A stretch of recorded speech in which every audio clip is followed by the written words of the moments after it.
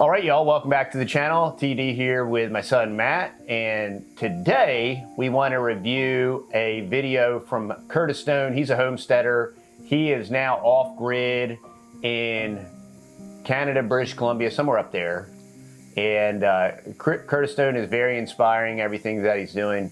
I appreciate his work and what he's done. It's amazing to see how he's done what he's done and the time frame in which he's done it, and it really gives us all hope. It brings us all hope. I thought this video kind of encapsulated a lot of different things and was very encouraging, and so I wanted to share it with y'all and kind of talk through it. It resonates well with us and what we've been able to accomplished by the grace of God over the last 8 years. Absolutely. There's a lot of different parallel type things, and it's very interesting. You know, I just wanted to watch through this video. Do you have anything, Matt, before we get started? Also, I wanted to say I got a little story for y'all at the end of this video. It's pretty neat, so stick till the end of the video. So there you go. Uh-oh, he's got the hook set, y'all. Also, we're going to be meeting up with y'all tomorrow. Oh, yeah. Tomorrow is the 15th. Yeah, Saturday. So, Saturday the 15th, hopefully from about 10 to 4, Bob Wells Nursery at Sorella's Farm, Mineola, Texas. Our great friends own Bob Wells Nursery, and we're looking forward to meeting y'all there, and we're looking forward to meeting Hamilton, our new Cooney. Yeah. Yeah. So we're excited and looking forward to that, looking forward to meeting y'all. Be there or be square. Boom. Hey folks, in today's video, I want to talk about how I paid for all this stuff. You just saw the last 6 videos we posted, which was a 6-part series that was a full tour of this homestead. And I've been reading the comments, and there's a number of people that are going, how does he pay for all this stuff? How dare you? How dare you make money and pay for all this stuff? And I want to just say, I want to address this, and I want to explain how this was possible. First of all, right out of the gate, don't compare yourself to me. Compare yourself only to who you were yesterday. If you compare yourself to me, you're never going to seem like you're going to get anywhere. And I'll tell you what, when I started all this stuff, I was comparing myself to other people. I was looking at guys like Jack Spirko, a friend of mine, Ben Falk, great permaculture designer, Jeff Lawton, Bill Mollison, all these greats with their huge homesteads. And I'm sitting there going, oh, I'm so far behind. How am I going to get there? That's just the problem. Is everybody? That is a major problem. And with all this social media and Instagram and Pinterest and perfectly curated medium and everything's just perfect and everybody's hair is perfect and the lighting's perfect and there's this filter and there's that filter.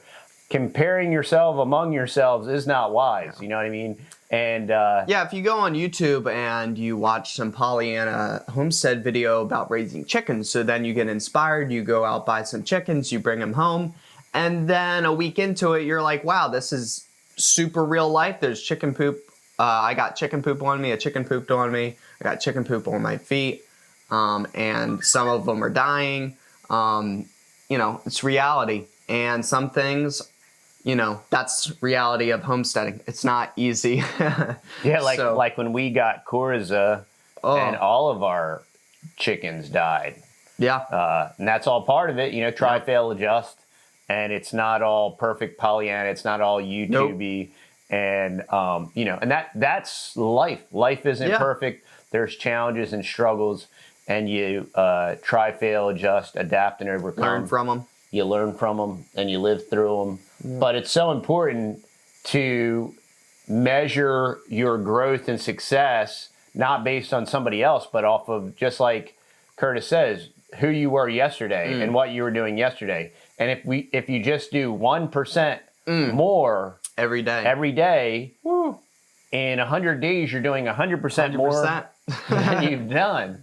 And, you know, it's just like we talked about the analogy of setting fence. Okay, I've never heard this one. You set the fence one time and it's done, you know?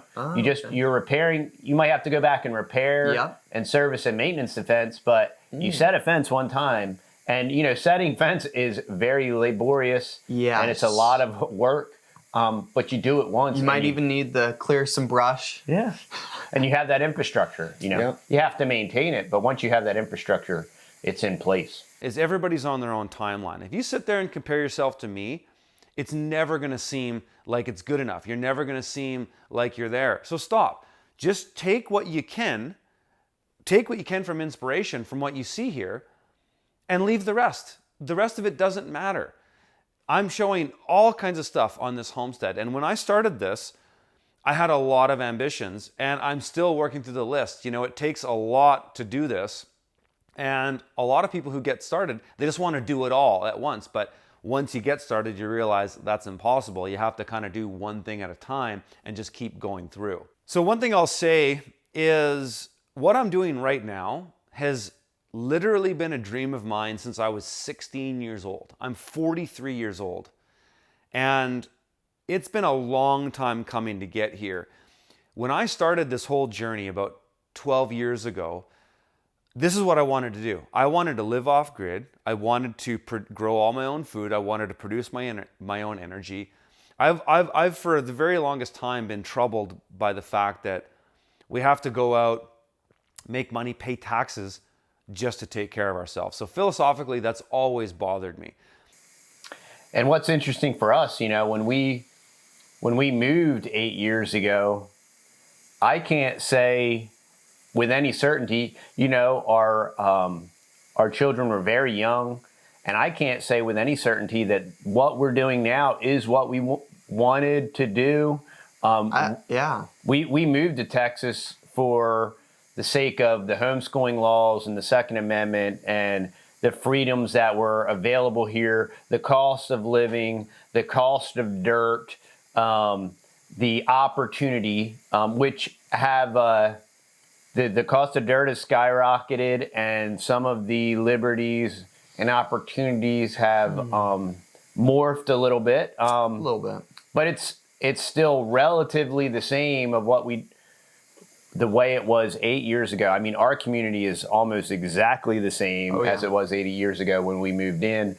And we didn't have an inkling that we would be doing 1/1000th of what we're doing. Absolutely. We had no idea that we would be on a YouTube channel with like 90,000 subscribers, or that the boys would be even interested in continuing this. Because when we moved on the property, I was only 11 years old, I think, and my brothers were, of course, younger than that. I don't know. We just moved on here. I didn't even think about, for the first year, really homesteading it or anything. I thought about clearing the land and stuff like that, but not of like this one day, all these animals and stuff and fruit trees. Yeah, we didn't plan or foresee any of it. But you know what we did? We just did a little bit every day. Exactly. And we've done we've had all different kinds of livestock, and we've killed. We used to call our homestead Death Acres because for many years it was Death Acres. Everything would just die. The rabbit colonies would die. Randomly. The goats would die. The sheep would die.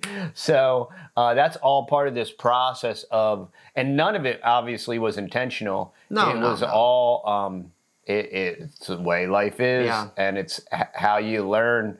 And these are what happens. And as you go through these trials, you figure things out, and you don't make the same mistakes twice. And you just try, fail, and adjust. To be totally honest, I mean, I came from a financial planning background, and because of that and all of the monetary chicanery I saw, I assumed that our economy would have and should have collapsed a very long time ago. And when we moved, I was very concerned about a collapsing economy. And because of the fact that all of these fundamentals have been abused, some people tend to think that it can be artificially inflated and supported indefinitely. And right now, that's proving to be true in a sense. Now, we are seeing some hyperinflation and whatnot. So we'll see how all that pans out. And that hyperinflation is going to naturally come down because people are just going to pull back, and then the supply and demand as much as it is manipulated. Look at the price of oil per barrel right now.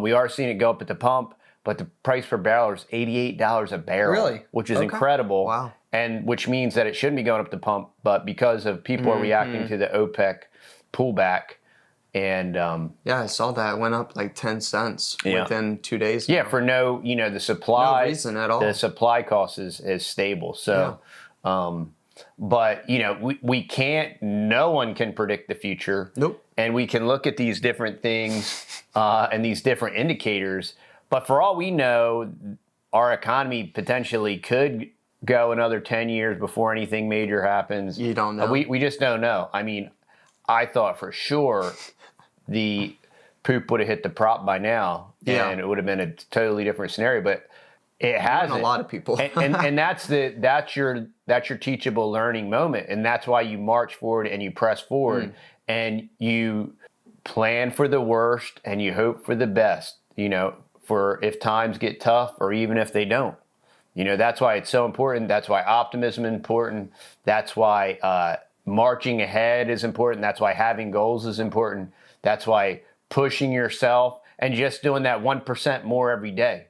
That when we finish the greenhouse, which we won't get to do it this weekend because of the meetup. Thanks, y'all. It's all your fault. Yeah, thanks a lot. But once that's done, it'll be done. Now we'll have to maintain it, but the infrastructure is there. There's so much satisfaction in that. And it's going to be a force multiplier, and it's going to help us to exponentially produce. And it's going to be a really big deal, and we're excited about it, looking forward to it. And so I've always had this dream of being able to just live without needing the system. Now, I'm not proclaiming that we don't use the system in any way, because obviously we do. Look at all these things that come from the system.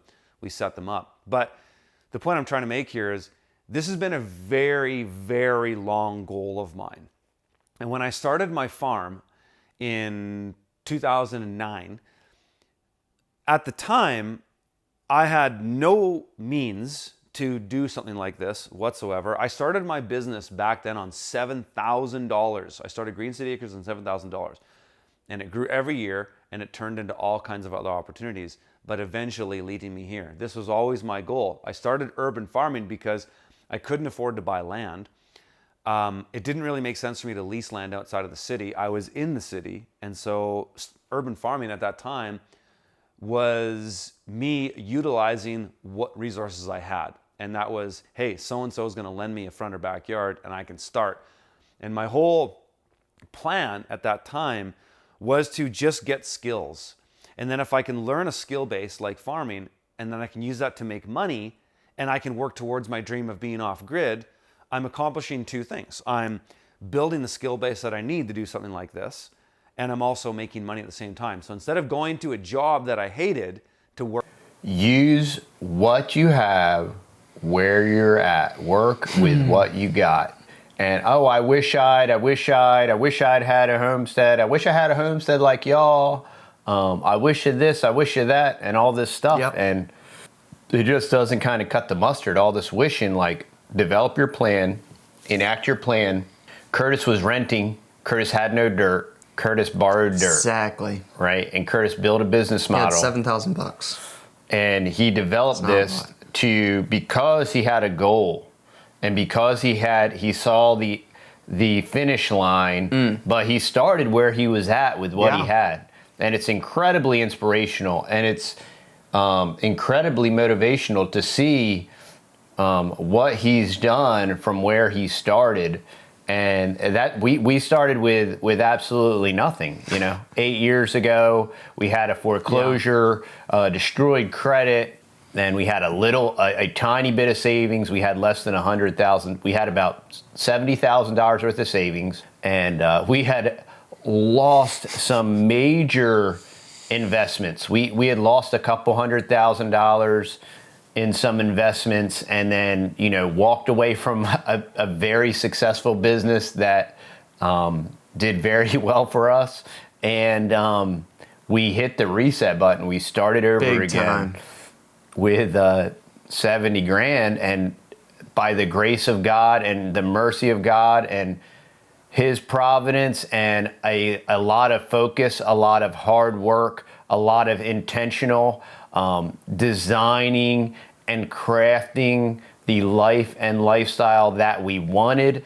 A lot of people, they go through the day and life happens to them, you know, and everything, and oh, you're in traffic, and who did it? You know, who's screwing this all up?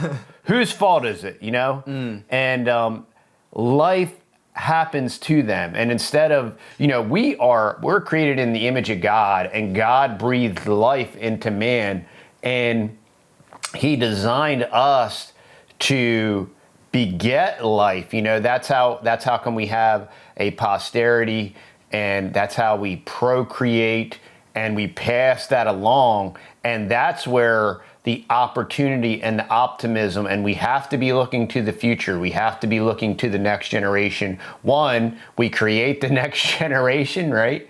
And then we pass it forward. And what are we giving the next generation, right? What are we giving our posterity? And what is our outlook? And what is our optimism? You know, that the base word is optic, and perception and different things, and what we see, and what are our goals, and, you know, what are we doing? And that's why all of this is so important, you know. And while we take the time to point out different things that are going on in different scenarios, you can never lose sight of your hopes, your dreams, your goals, and what you're doing, and why you do what you do. And you should be able to take a great inspiration from this to see, you know, what Curtis did. He developed a goal and a plan, and he stuck to it, and he's seeing it come to fruition, and that's just inspiring. And we hope that our life, and, you know, we're going to roll out Texas Mom's channel, and we're going to be doing some more homestead videos and homestead stuff. I think I'm just going to post one homestead video, maybe more, if y'all really, really love it. One homestead video a week. It will probably be very generically named, but it will be just the homestead video of the week, where I just take you around the farm, show you what's going on, and keep y'all up to date with stuff. And if people watch it, we'll do more of them. We'll do more of it. You know, we get the every now and then comment of, oh, we miss all this, you know, and we get it, you know. Yeah. It's a lot of work. It's a lot of effort. It's a lot of intentionality. It's incredibly difficult to get stuff done while you're filming yourself. Yeah. And then to take all the time to edit it and put it together and encode it and upload it. It takes a lot of time, a lot of effort. And when 300 people watch it, you're just like, okay. And that, you know, that's you know, we're in an incredibly saturated homesteading space. Yeah. And so, you know, we're just, you know, before this was the boys' kind of hobby thing, and they wanted to develop it into a business. So that's what they're doing, and that's their decision, and that's the way it's going. And so that's what we're doing. And we hope that you take whatever you can get from it, whatever you can't, you know, leave your comments down below. It never stops people from commenting. That's the beauty of social media. It's always incredulous to see what people actually say and put in print. It's fascinating to me. It's a social experiment. And as a person that's very fascinated with humans and mankind, I find the whole thing very fascinating. Hated to work for my dream. I can do a job that I like that also couples into achieving my dream. So another thing that helped me get to where I am today is, as I worked in my business, which when I started was just farming, but then it turned into other things. So it started with farming. I wrote a book. I started a YouTube channel. I built my first online course. I started doing tours around the world. I started consulting, public speaking, things like this. Then eventually starting from the field, and then Freedom Farmers and all these other endeavors. The thing that I've always kept in mind throughout this whole process is that you have to work in a business to get a business functioning. And I did the same thing with the farm. I did this with every other enterprise I've been in. You have to work in the business to get the business rolling. Then Once you can automate some things, is in you can hire somebody to replace you in some way or another, starting at the bottom of the sort of hierarchy of tasks, and then working your way up. Then you can work on the business. And I've done that consistently throughout all the enterprises that I've been involved in, is I've got myself in a position where I can do the work to set the systems up, and then I can bring people in to help with those systems so that I can work on the big picture stuff. And that's what I'm good at, is big picture. And I've actually done the exact same thing with this homestead, in that I get things started and then I bring people in to replace the things that I no longer need to do. Then I can work on the big picture stuff. And so that's what's been really instrumental in how I've done all this, is I've been able to automate and pass on certain tasks so that I can always keep my mind on the big picture. The thing that really funded all of this, and I'm not going to tell you guys numbers because there's no upside for me sharing numbers like this on a public platform to YouTube. There's just no point.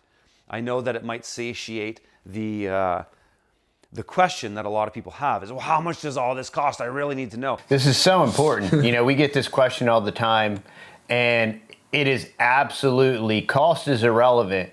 And from our personal testimony and example, I went from making a very large income. I mean, it was incredibly large to us. It's incredibly large to most people. And to go from making a very large income to relocating 1,500 miles away in the middle of nowhere, where you literally don't know anybody, any person, anything, with no type of contacts or context. And our first year to make 1/10, you know, so we lost all of our properties, had to walk away from the house, had to walk away from the business, right? And you lose all your properties and you have a little bit of money. We invested the money that we did have. By the grace and mercy of God, He provided us this deal on this house, and we invested the $70,000 into this house. And to go from that and making $30,000 a year as a single income earner household with no other outside forms of revenue, and then to be able to build upon that, right? Yeah. And to purchase the ranch. Yeah. And then to purchase the new property. And in the middle of that, we did a deal on some dirt, which we'll probably end up doing a video on it. There's so much value in real estate. I mean, even right now, to be able to do all that with starting at a very minimal, I mean, in America, the $30,000 level for a family of, well, we would have been a family of five at the time, is definitely kind of poverty level. Yeah. Rice and beans. Rice and beans, beans and rice. Yeah, type of situation there. And, you know, what did we do? We did 1%. Yeah. 1% every And we day. were really happy.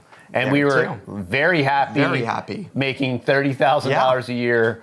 And we were loving the freedom and just waking up every morning. And we're like, we're in Texas, and we were enjoying it. And we were soaking up the community and the surroundings and the space. Yeah. The arm room. The space. And we still enjoy that. Today, 8 years later, we're still soaking that all up and soaking it in.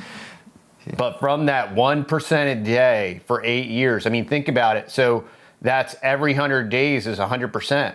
Yeah. And that's how come 8 years later, we can go from 5 acres and a broken down, kind of like redneck ghetto to the homestead, the improvements here, the horses, the pond, the shop, sawmill, the YouTube studio, the sawmill, the ranch, the cows, the greenhouse, the new property, you know, and that's not bragging or anything. We're bragging on God, but that is, you do 1% every day, and then 100 days you're 100% more, and then 100 days you're 100% more, and that's how you can go from $30,000 a year, right? And to be where we are now and to have the infrastructure we have, you have to do a little bit every day. You have to do, and there's this enormous amount of thing on social media and YouTube. People are super into, like, they want to vicariously experience everything, you know? And there's a lot of people that like the idea and the concept of homesteading. and they want to artificially do it through everybody else. And if that's a means of entertainment, I mean, well, that's wholesome entertainment at least. So Yeah. that's incredibly beneficial there. It's not going to get you, if you have goals of growing your own food and eating healthier and living a more agrarian, sustainable, back to basics, back to fundamentals type of life, just watching videos on YouTube are not going to get you there. And that's why I still remember when we were making our compost worm bin in a Home Depot bucket, and I remember, and Matt was filming me on probably a very cheesy little like knockoff GoPro camera, and I said, we don't watch videos, we make videos. Yeah. You know, and that's what it's all about. It's about action. You know, action cures fear, and you do what you can.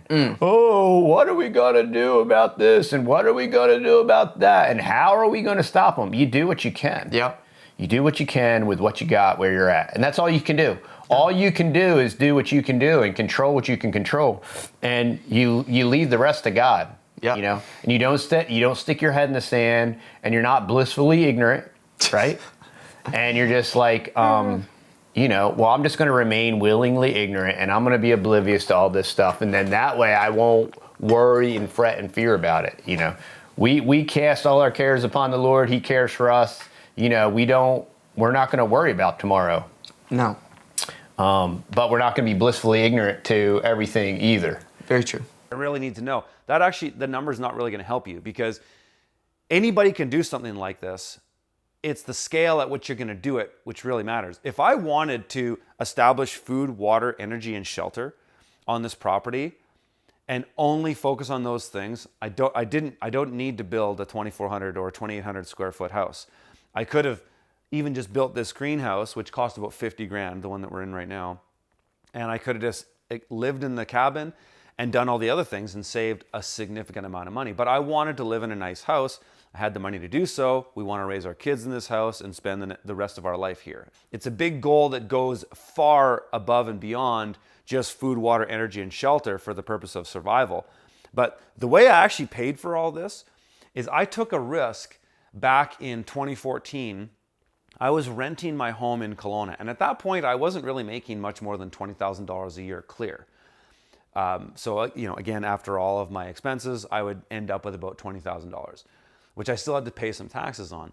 But I wasn't making a ton of money. My farm was profitable. You know, my farm was making, you know, 100 grand a year. But after I paid everybody else out, I still took about, you know, call it a $50,000 salary, but I would still have things to spend on, and I would really only be left over with about $20,000. So when I say $20,000, I'm really talking about the net of the net, the net profit of the net profit. So I wasn't making a ton of money on paper, but I was able to get a mortgage. And at that time, the home that I was renting, which became the urban homestead that you've seen in hundreds of my videos, I was renting that home. And my landlord was really nice, and she let me do whatever we wanted. She loved the gardening. She let me set up a base of operations there. We're doing all of that. And she wanted to sell it, and so I was in this sort of shotgun position where she's basically saying, if you don't buy it, you got to move and somebody else is going to buy it. So I had to really get my together to buy that house, and it was very difficult because I didn't, like I said, I didn't have a lot of income on paper. And what I mean by that is the paper you show the bank or the government. So I had to go through 5 different mortgage brokers to finally find somebody that would take a risk and take a mortgage with me. And so I mortgaged that home at the time. And I'll tell you what, at that time, I was concerned that the economy was going to the bed. Like, it could be tomorrow. We never know. But at the time, my dad even said to me, he's like, don't buy the house. You're crazy. The market's going to tank. But it didn't. And so I bought that house. I put about $200,000 of renovations into it over the course of 5 years. And that house more than doubled its value. So I sold that. So there's a super tip for you. Regardless of the current state of the economy or the current state of real estate, basically Curtis's jumping off point was he took a risk on some real estate, he improved it, he sold it for a magnitude of what he bought it for, right? And that was his seed capital to jump into his dream of this off-grid property. And we can vouch and attest for that. We've always done very well in real estate. The last property we just purchased, we purchased it at the absolute, you know, the way you make money in real estate is you have to buy right. You know, you have to buy right. If you buy it right, you can't lose on it. Yep. And the current property we just purchased, we bought at the peak of the market, and I believe that we literally paid absolute top dollar. I think that the real estate prices are gonna fall. And how and why did we do that? Well, we did that with the proceeds from another property that we had for less than a year that we bought at an incredibly right price. And we were able to sell that and roll that in to purchase our new property at the peak of the market. And that's how, if you don't, if you buy right, oh yeah, you can't lose. And the only way you can buy right is either make your own deal and broker your own deal, or just look at thousands of deals and handpick the right deal. Yep. And you know, and you have to spend a lot of time in prayer and considering all the options and all the variables, and you know, that's really what it's all about. But basically what Curtis is telling you is the risk that he took was buying a property, and it paid off. And every time that we have purchased a property and improved it, it's always paid off. That house and paid out the little bit of remaining mortgage on there, and I had a good amount of cash to come here and start this. That's really what paid for this. I mean, yes, I've had an okay career as an entrepreneur where I've made some money and I'm able to have a nice car and have some creature comforts, though we're not rich, but you know, I've been able to pay for some of those things. But ultimately, us selling our house in Kelowna and using that cash to fund this property was the biggest thing that did it. And I would say to anybody that's like, well, Curtis, you're above and beyond what the average person can do. Okay, fair enough. I won't deny that. But at the same time, most people, despite what your job is, have the ability to take on a mortgage. I'm not suggesting you do that, but most people have the ability to buy a piece of property low and sell it high. That doesn't really take. And if you want another word of encouragement, okay, so this is what Curtis did. What we did is, because of our move and everything and the current state of the real estate economy where we were, we had to let them foreclose on our very large, expensive property with a very large mortgage on it. And we were able to, in spite of that, to still, one, recover from that, to relocate, and to start from scratch, and in 8 years have something. And so there are lots of variables. So maybe you're saying, well, I don't have that and I can't do that. Well, do what you can. Yep. Tomorrow, right? Today, or start as soon as you're done watching this video, get out a piece of paper and start writing down some ideas, and then brainstorm, and then talk to your family or talk to your friends and brainstorm with them. And start writing your ideas down, write your goals down, and then every day say, well, what 1% thing am I gonna do today or tomorrow? And if I keep doing that 1% every day, in 100 days, you're 100% further ahead, whether it's just in momentum or in reality. Either way, you're 100% ahead of where you were 100 days ago. Really take anybody special to do something like that. That is very within the means of most people.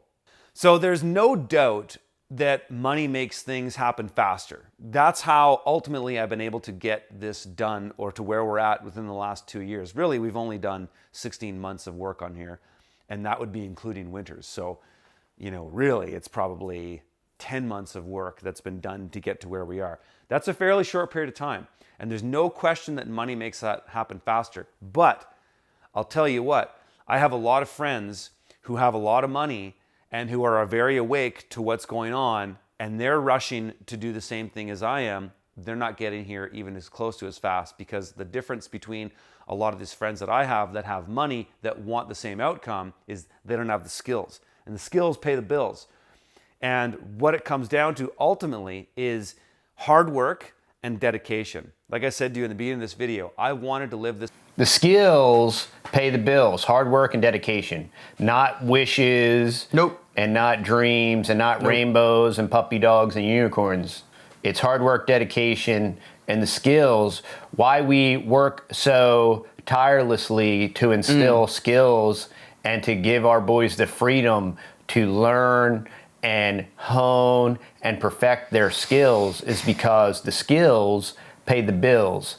You know, the screeching and the blue and pink hair and the, you know, the soy drinks and all that stuff and the entitlement, none of that pays the bills. Does anything.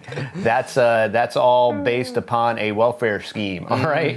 And the only way that works is with an intergalactic welfare scheme. The skills pay the bills, and if you don't have the skills, you got to develop the skills.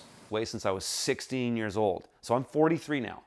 That's a long time coming, working towards a particular goal. It wasn't really until I was about 30 years old where I really started to crystallize that goal and started to do things to get towards that. But the point being is that it's been a lot of hard work and a lot of dedication and staying focused on a goal and constantly setting goals on the steps to that big goal that's got me here. Yes, the money has been a part of it. There's no question about it. But ultimately, it's your hard work and your dedication that are going to get you there. So if you guys found that video helpful, smash the like button. Leave a question or comment. We're going to put this video in our link down below so you can watch it uninterrupted in its entirety. If you go over to Curtis's channel and you want to subscribe, there's a lot of great information there. Tell them the Texas Boys sent you. Yeah. You know, we hope that today is encouraging, inspiring, motivating, and we hope that it's a blessing and a benefit to you. And like, share, subscribe, share this with your friends and family, share it with your enemies, okay? And share it with your frenemies. So if you stayed this long into the video, here's the story that I wanted to tell you. It's actually funny, I just remembered it last night when Dad told me that we were thinking about doing a video on Curtis Stone. And for some weird reason, it came back in my mind. I remembered, how many years ago was that? 4 or 5 years ago? Maybe a little bit longer than that. Justin Rhodes came to our homestead, and I was filming and doing all that stuff, milking a dairy cow and everything like that. And before he left, he inspired me, and he said, "You know what? You are just as good as a filmmaker as Curtis Stone." And I was like, "Wow." Now, was I? Absolutely not. But I was like, wow, he actually has, he actually thinks I'm good, you know? And that's not, you know, I had, you know, you and Mom and my brothers were saying, oh, you know, your stuff's great and everything like that. But to hear it from somebody else, and somebody else that has a pretty decent sized following, say it to a little boy and say, look, buddy, your stuff's really good and you're just as good as Curtis Stone, really lit my fire inside of me to really push hard, and definitely was just definitely a changing point for my career as a YouTuber and stuff like that. So I just wanted to share that. Thank you, Justin. So thank you, Justin, and thank you, Curtis. I'm still trying to be as good as Curtis Stone, so. But anyway, y'all, thank y'all so much for watching today's video. I would love for you to go check out maybe some of our t-shirts that we have. And also, all the honey is restocked. And if you want to watch these videos ad-free, you can. And you just have to become a native on TheTexasBoys.com. There's over 70 natives now over there, and they're all loving it. Thank you. So thank you so much for becoming a native if you are. And with all that said, we will see y'all on the next video, and hopefully at the meetup too. All right, y'all. Bye-bye.